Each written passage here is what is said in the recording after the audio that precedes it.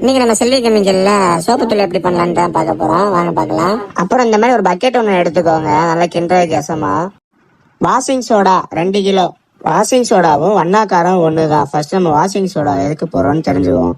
Soda ash போடுறதுனால அந்த சட்டையில உள்ள ஆயிலிஸ் எல்லாம் ஃபுல்லா எடுத்து விட்டுரும், அதுக்காக தான். அடுத்தது சோடா உப்பு.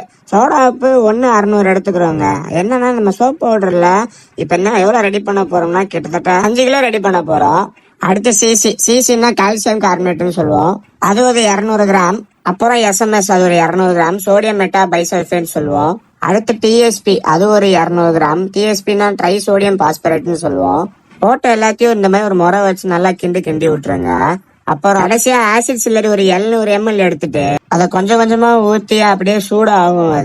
அதை கொஞ்சம் கொஞ்சமாவே நீங்க கிளவுஸ் போட்டீங்கன்னா கையில கூட சில கல்லுல நொறுக்கிக்கலாம். இதுல இந்த மாதிரி ஷார்ப்பான முறம் வச்சுக்கிட்டீங்கன்னா உங்களுக்கு பார்க்கவே ஈஸியா இருக்கும் அந்த வேலையை. சில்லரி ஊத்துனதுக்கு அப்புறம் ஈரத்தன்மைக்கு வந்திருக்கும் பவுடர் அப்படியே நல்லா நீங்க கிண்ட மறுபடியும் இந்த மாதிரி காஞ்ச தன்மைக்கே வந்துடும். அப்புறம் டினோபால் வந்து பிவிஎன்னு சொல்லுவோம் நாங்க, துணியோட சைனிங் கொடுக்கும் அது. அப்புறம் கலர் பால்ஸ், அதாவது ஸ்பெக்கிள்ஸ்னு சொல்லுவோம், அந்த குட்டி குட்டியா இருக்குங்க சோப்பத்தூள்ல.